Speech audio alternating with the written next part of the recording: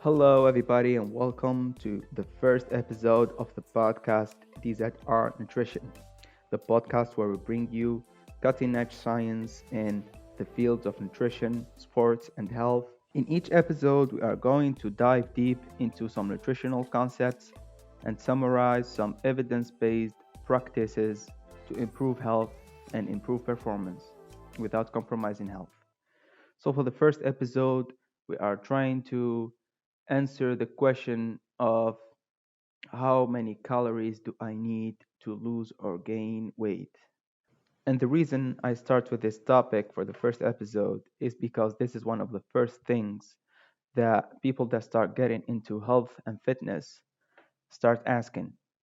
It's either because of they found it online, so they found some content in social media telling them that in order to lose or gain weight, this is how many calories you should eat, or maybe they have been told by their coaches in the gym or by their team coach if they are athletes of some collective sports. So they wonder, how many calories do I need to achieve a caloric deficit and lose weight, or how many calories do I need to properly gain weight? So today we are going to try to answer this question, and while trying to do that, we will talk about what is a calorie at the first place and what is energy and why do we need energy for our bodies. We are going to talk about the estimations that are available out there to estimate how many calories should we consume to maintain or lose or gain weight. And we are going to give why this can be misleading at many times. And at the end, we are going to give some practical recommendations to how to perfectly and more practically assess the calories needs using the estimations and using more practical things that take into account all the variables that we are going to dive into in this episode. So, the first thing we need to understand is the concept of energy for our bodies. So if you think about it, a calorie is just a unit to measure energy from food. And our bodies need the first thing we need to stay alive and to function is energy.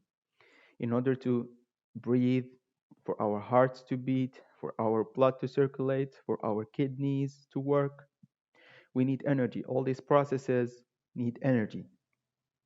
And for all the activities that we do. For example, right now, obviously I'm talking, so this requires energy for the mouth and the tongue to move and talk. We require energy to do all the physical activities, either exercise or non exercise activities. Either this can be simple stuff like fidgeting your hands, or walking, or doing the dishes, or it can be some harder tasks like running a marathon or doing some track workout. So that's the first idea we gotta understand. It's that, to summarize this point, is we need energy to properly function and to do all the activities we need with our bodies. And we get that energy from food. And the unit of measurement of energy from that food is the calories. And you may find it as kilocalories in some food labels. So it's precisely scientifically a kilocalorie, but we just call them calories. So you may find them kilocalories or calories. You may consider them the same thing. So that's the first point. So now for the next point, why should we care about how many calories should we eat and why is it important? Well, if you know anything about nutrition, you may have heard of the rule of energy balance. And this is the golden rule in nutrition. It has been studied for decades, and no single case could beat this rule. And this rule is simple. So, if you eat more calories than you consume, you will gain weight. If you eat in a particular day, the amount of calories you eat is equal to the amount of calories you burned, you will maintain your weight. If you consume less calories than you burnt in a particular day, you will lose weight. So, this is the energy balance rule, the golden rule of nutrition. As I said, for decades, no single case could alter this rule. It may sound very simple, but don't take it as very simple because it gets so complicated at some points. But today we are going to simplify the concept of how calorie needs differ from person to person and within the person himself. So, as we mentioned, we can have a positive energy balance, meaning we ate more than we burned, or we can have a maintenance energy balance, which means we ate the same amount that we burned, or we can have a negative energy balance, meaning we ate less than we burned. In order to gain weight, we need a positive energy balance. In order to lose weight, we need a negative energy balance. So this sounds simple, right? But the devil is in the details, as they say. So don't get lost here. Just follow with me. So, as you understood, in order to lose or gain weight, you need to know how many calories are you burning each day and then adjust your calories from your food in order to achieve your goals, either maintenance or weight loss or weight gain. So now you may ask, as the first step is, how can I know how many calories am I burning each day? And in order to do this, you may have found online some programmed calculators to estimate your energy needs. You may have found this in MyFitnessPal or in any website. So, what are these calculations? These are scientific estimations, scientific made estimations to estimate your calorie needs. Now, here's the point these are estimations. And in order to understand why they still don't replicate real life scenarios of how many calories do you need exactly, let me tell you this story.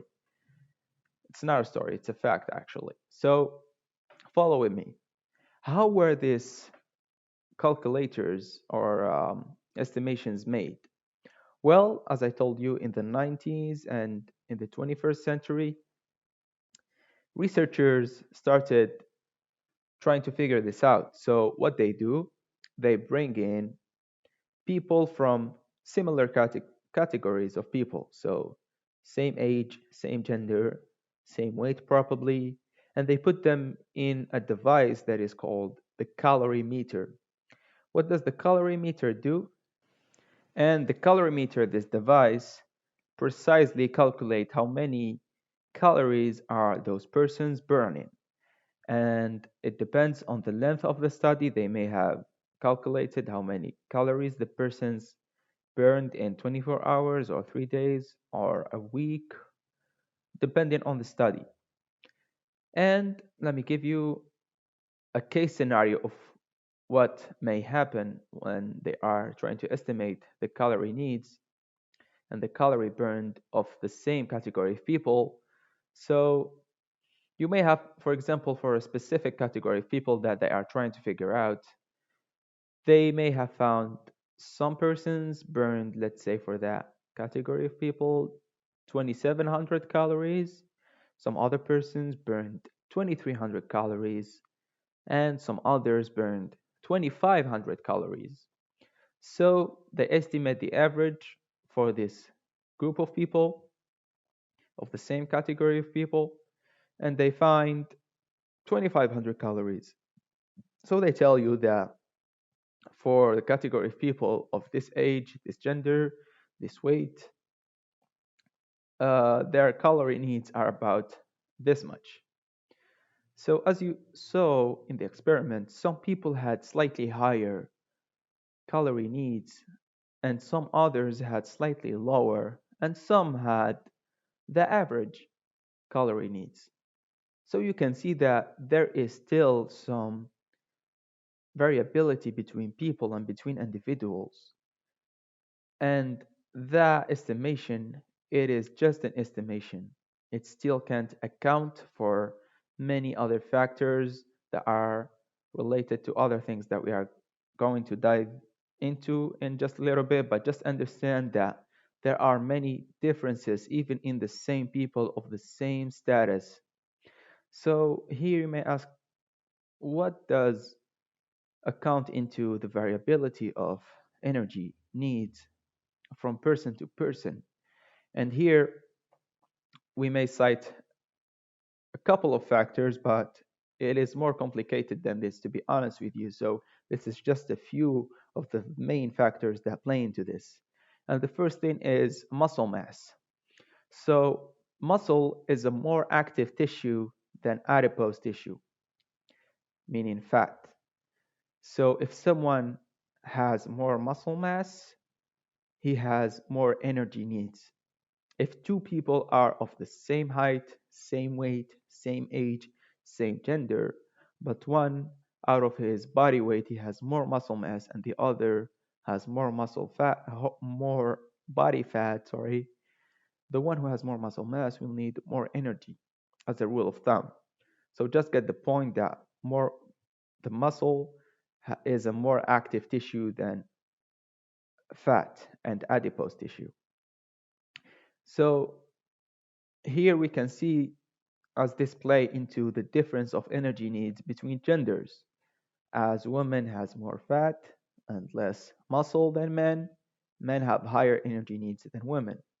As we age, we may have lower muscle mass, so we have less energy needs, and this is real. Like, so this is one of the main factors, muscle mass. One of the other factors is body weight itself. So if someone has a higher body weight, either from muscle or fat, the activities that he does on a daily basis, let's say walking, going up the stairs, those are going to be more metabolically costing than the one who is lighter. It's just mechanics. So it is obvious that those people will have higher energy needs based on that. The other thing that we may factor in is physical activity. Someone who may be more active, he just moves his legs a lot all day, or he fidget his fingers much more than others, he may have slightly more energy needs.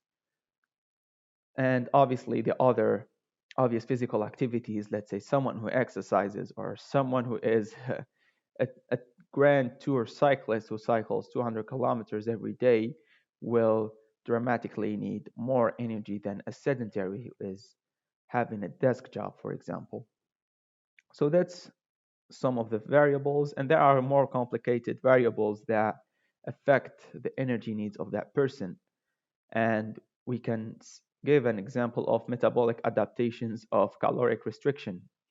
What does this mean is when a person, for example, goes on a diet, on a restrictive diet that was pre energy deficient, meaning it has low energy in his food, over time, his body will adapt to that low energy intake, and we will have lower downregulation of some hormones like thyroid. We will have lower sexual hormones and gonadotropins, and we will maybe have lower insulin, higher cortisol. So, all these adaptations that may be harmful in some cases and hardly reversible. So, this is why we need to be cautious with our diets and we need to consult with some professionals to do it in a healthy manner. So, these can lower the energy expenditure of a person, meaning his energy needs from day to day. So just understand that there are many other complex things that just a simple estimation can tell us about our bodies. So it is hardly impossible to just put one estimation or calculation to precisely account for all the variables and estimate the energy needs of people precisely. So that's science is not there yet. We may in the future have some devices that allows us to do this from client to client, but we are just not there yet. So understand that there are big variabilities, and let me mention this also. There was a meta-analysis that I will put the reference to, and they found that for those estimations, for some of the most precise estimations out there, there was still about 50% of people that were really far from their caloric estimations from those calculators. And this is a meta-analysis. A meta-analysis, if you know a bit about science, is the highest degree of evidence. It's a study of studies. So this is not just talk or hypothesis. This is proved and backed by science. And I will put all the references for people who want to check this. So now some may ask, okay, if it is this complex, then I can't know how many calories I need and I can't achieve results, right? And the answer is no. This is just to raise awareness about some practical issues that can happen with those estimations. So let me give you a more practical way to assess how many calories are you currently burning each day and to make adjustments from there to achieve your goals, either to add or subtract calories to achieving your goals. So, a practical way to know how many calories you are burning actually, a method that accounts for all the variability and all the issues that we discussed in very briefly. We just discussed them very briefly.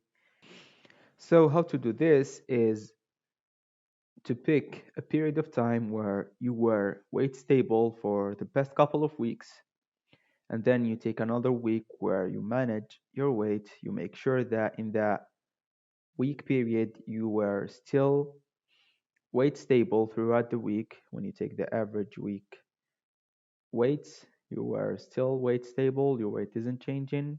And what you do is you take a log of your food intake in that week, and then you estimate, then you calculate the average of calorie, the calories you consume during that week, and you obviously divide them by 7 to get how many calories you're eating per day. And that gives you a better, more practical estimation of your maintenance calories, meaning how many calories are you burning each day. And this accounts for your genetic variabilities, for your metabolic adaptations. This accounts for your body compositions, if you have more or less muscle mass or fat mass. This accounts for everything. This accounts for how well you are sleeping and the hormonal changes that comes with that. This accounts for everything, especially if you were pretty weight stable for the last couple of months or a couple of weeks. This is a method that is used by many experts in the field that really have done research and understand the science of nutrition. And this and based on this, you can make a more realistic, more safe, and more efficient and efficacious adjustments to your diet to achieve your goals. So I just want to caution you that don't attempt to start a caloric adjustments to reach any goals unless you are sure that you are in a healthy standpoint to do so. And in order to do that, I advise you to consult with a nutrition expert or a health expert before doing that, because as we will discuss in the coming episodes, if we are starting at a point that doesn't allow us to go through an energy deficit yet, the consequences may be more harmful than what we are going to gain from just losing weight. And we will talk about this in more details in coming episodes. So this is it for how many calories do I need. I gave you what is calories, what are energies, why do we need energy, and what are the calculations doing and how were they measured. And this give you insight on the variability between people. And I gave you at the end a practical method to how to estimate your real maintenance calories at that period, at that point of time in your life, to better make adjustments in the future. And if you are working with a good nutrition expert, he will take this into account and you'll probably have figured it out already. Hope this was pretty well clarifying and that you enjoyed and understood the content of this episode. and it removed some confusion instead of adding confusion. If you like the content, leave me a comment and a like and tell me your honest feedback. If you like it or if you don't like it, tell me what you think should I improve.